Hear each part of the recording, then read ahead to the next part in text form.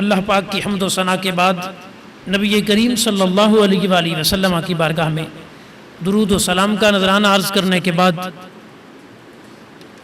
سامعین عزیز احتشام فامدین کا آج کا ہمارا عنوان ہے سود کیا ہے اور اس کا شرعی حکم کیا ہے۔ جو آیہ کریمہ اللہ کے قرآن سے تلاوت کی سورہ البقرہ کے اندر آیت نمبر 276 کے اندر ارشاد ربی ہے یمحق اللہ الربا، اللہ سود کو مٹاتا ہے، ویربی الصدقات، اور صدقات کو بڑھاتا ہے، واللہ لا یحب کل کفار اثیم، اور اللہ کسی ناشکر گناہگار کو پسند نہیں کرتا۔ سود عمومی طور پہ ہمارے ہاں رائج چیزوں میں دو قسم پر مبنی ہے۔ ایک یہ کہ ایک جنس کو کسی بندے کے ساتھ دست بدست یعنی ہاتھوں ہاتھ زیادتی کے ساتھ بے کی جائے، بے نقد ہو، سودا نقد ہو، چیز ایک ہی ہو، مقدار کا فرق ہو۔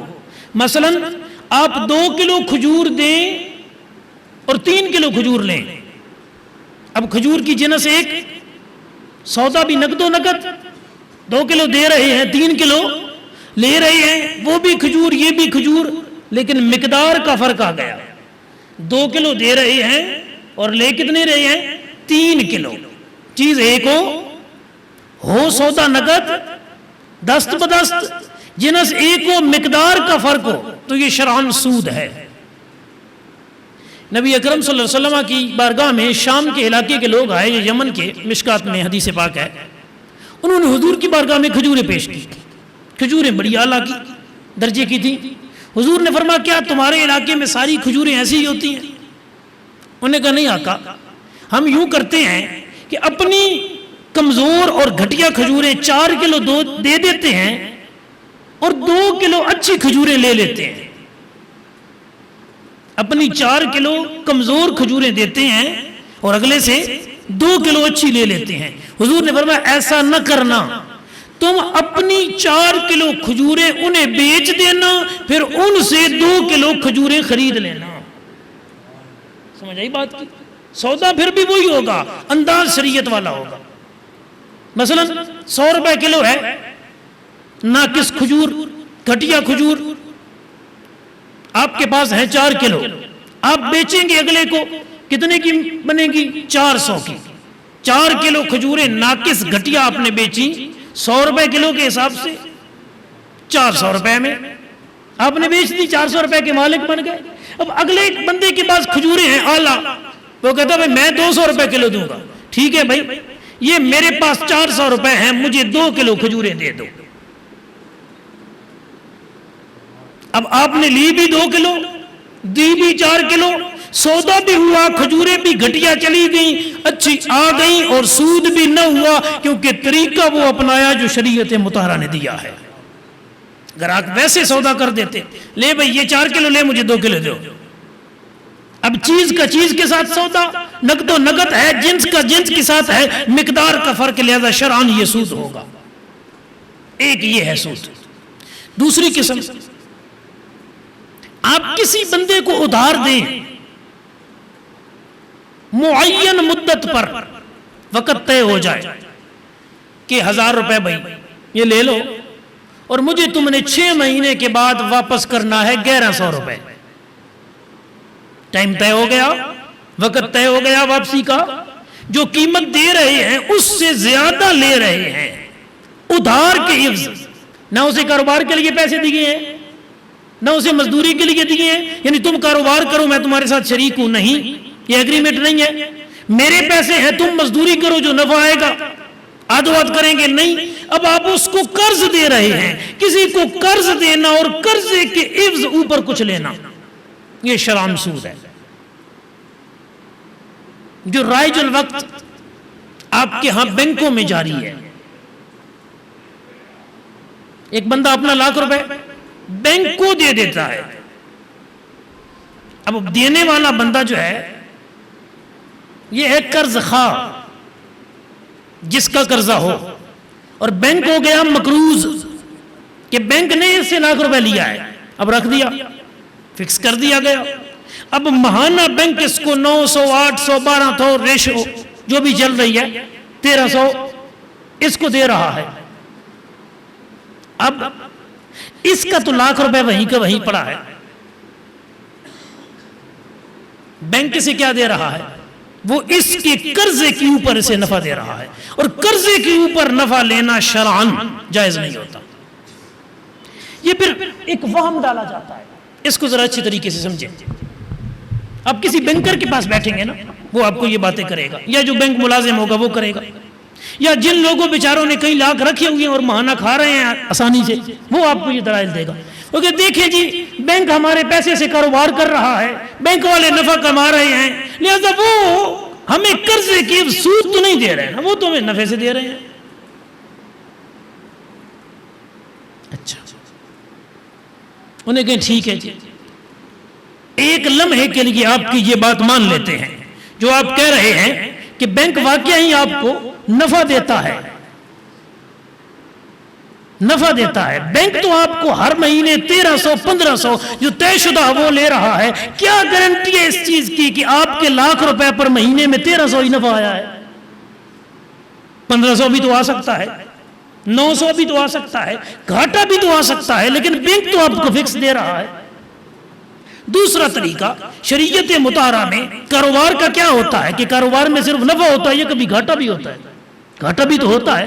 آپ نے ₹1,00,000 بینک میں رکھوایا، بینک نے آپ کے پیسے سے کاروبار شروع کیا، نقصان ہو گیا، موری ہی چلی گئی، جو لاکھ تھا وہ بھی 80,000 رہ گیا. بینک تو پھر بھی اگلے مہینے آپ کو 1300 دے رہا ہے.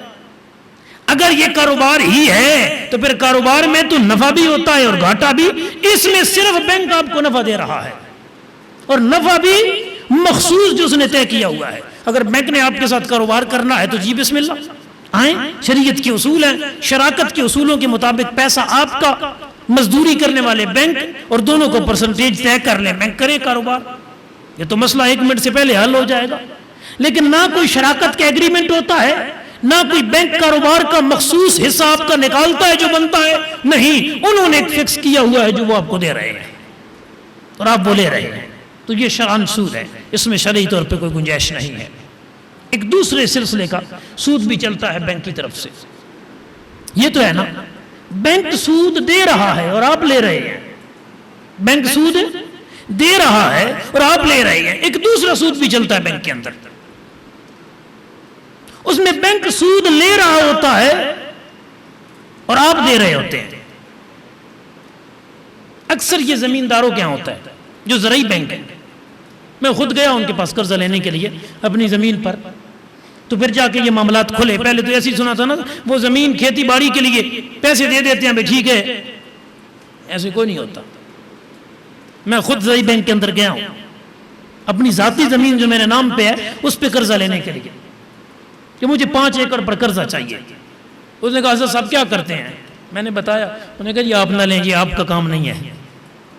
میں نے کہا کیوں بھائی؟ ہمیں تو یہی سمجھایا گیا ہے، بتایا گیا ہے کہ آپ قرضہ دیتے ہیں، ادارے ہیں، اور بعد میں ہم آپ کو قرضہ واپس کر دیں گے. انہوں نے کہا حضرت جی قرضہ نہیں دیتے، جو ہم آپ کو پیسے دیں گے قرضہ، اس کے عوض ساتھ آپ سے پیسے بھی لیں گے.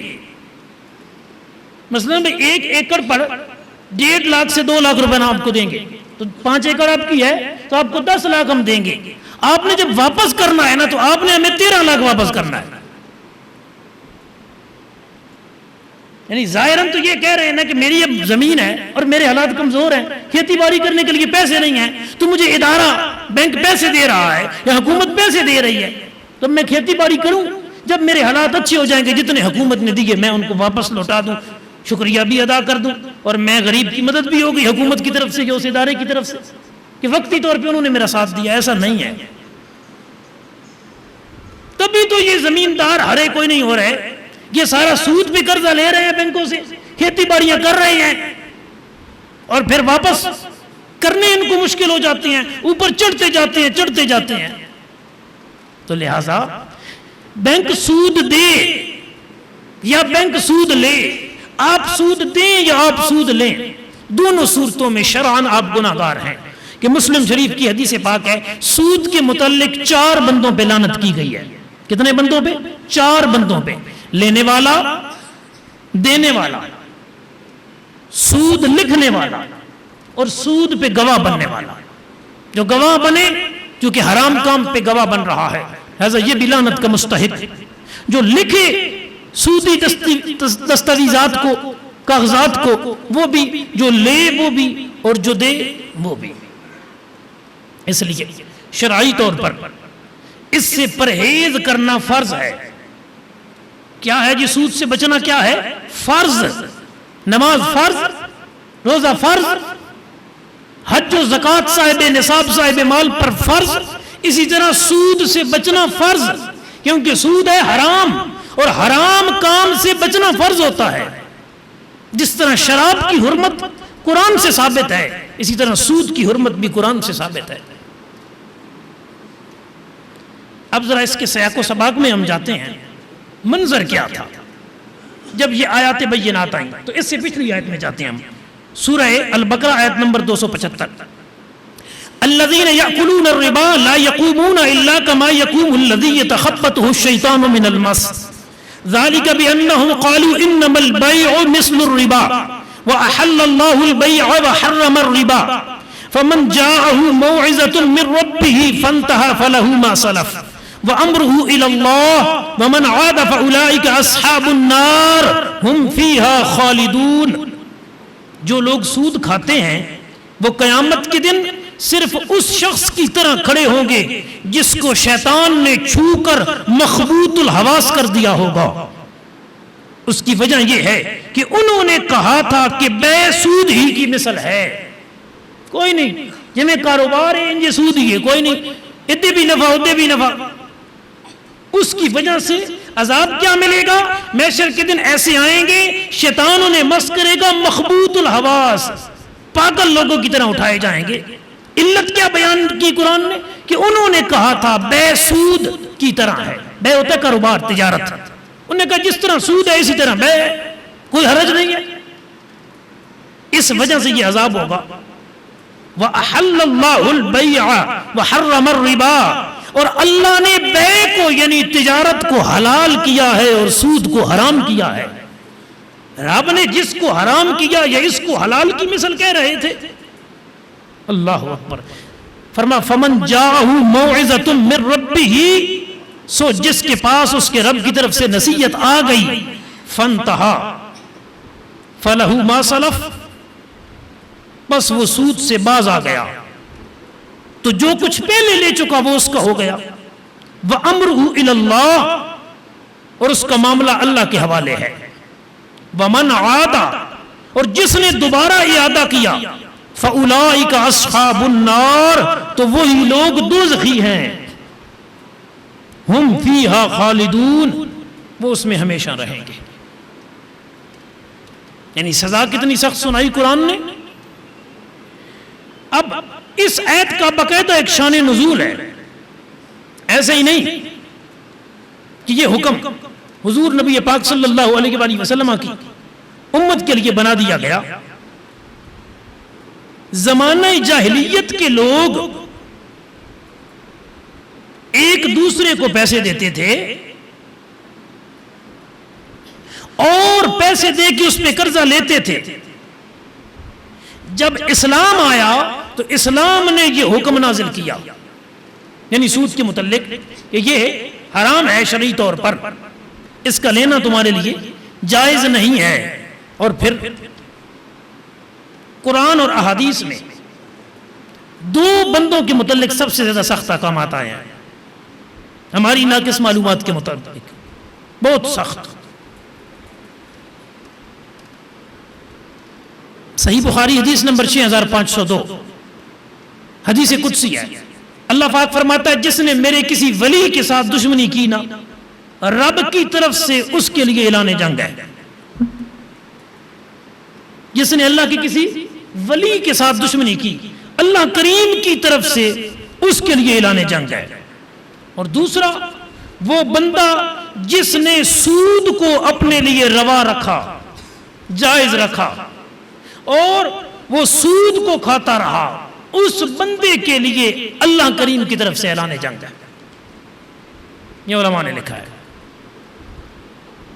اور سود کے جو گناہ احادیث مبارکہ کے اندر بیان ہوئے ہیں، اللہ اکبر کبیرہ، اتنے سخت کہ انسان لرز جاتا ہے. رب کی عزت کی قسم کہ حدیث پاک میں ہے،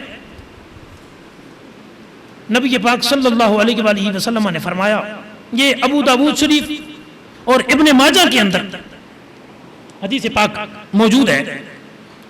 فرمایا سود کے گناہ کے 70 درجے ہیں. یعنی کسی نے سود کھایا تو 70 درجے ہیں اس کے گناہ کے.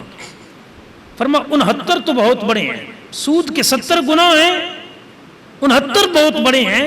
سب سے ہلکا درجہ یہ ہے کہ کوئی اپنی سکی ماں کے ساتھ زنا کرے، یہ گناہ کم ہے، اور سود کے 1 درہم کھانے کا گناہ زیادہ ہے. ابن مسعود رضی اللہ عنہ کہتے ہیں، جس قوم میں زنا اور سود کی کثرت ہو جاتی ہے اس قوم پر اللہ کا عذاب حلال ہو جاتا ہے، یعنی وہ حقدار بن چکی ہے. عبداللہ بن سلام کہتے ہیں رسول اللہ صلی اللہ علیہ وسلم نے فرمایا، انسان سود کا جو 1 درہم وصول کرتا ہے وہ اللہ کے نزدیک اسلام میں 33 مرتبہ زنا کرنے سے زیادہ سخت ہے. 33 مرتبہ. اللہ اکبر. اس لیے انسان کو ڈرنا چاہیے، اور اگر کسی ایسے معاملے میں مبتلا ہے تو فی الفور توبہ کرے، معافی مانگے، اور جو آج تک وہ سود کا پیسہ لے چکا اس پیسے کو واپس کرے جس سے اس نے لیا.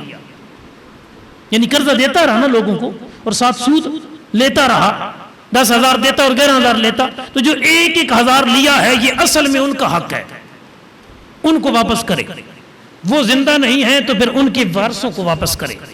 اگر ان کے وارث بھی زندہ نہیں ہیں، یہ پتہ ہی نہیں ہے کس کس کے لیا تھا، تو پھر اتنے پیسوں کا حساب لگا کے بغیر ثواب کی نیت کے وہ رفع عامہ کے کاموں میں خرچ کرے اور اللہ کی بارگاہ میں سچی توبہ کرے، تاکہ اس کا محشر کے دن کا معاملہ آسان ہو. رب جسے بڑھائے اسے کم کوئی نہیں کر سکتا. بَيُرْبِ الصَّدَقَاتِ، اللہ فرماتا ہے اللہ صدقے کو بڑھاتا ہے. اور یمحق اللہ الربا، اللہ فرماتا ہے اللہ سود کو گھٹاتا ہے. جسے رب گھٹائے اس کو بڑھانے سے کوئی بڑھ نہیں سکتا، اور جسے رب بڑھائے اس کو کوئی گھٹا نہیں سکتا. صدقہ و خیرات کریں تاکہ آپ کا مال بڑھ جائے، اور ایسے گناہ والے معاملے سے توبہ کریں. اللہ پاک آپ کو مجھے صحیح دین کو سمجھنے اور اس کے احکامات پہ عمل کی توفیق عطا فرمائے. آمین ثم آمین.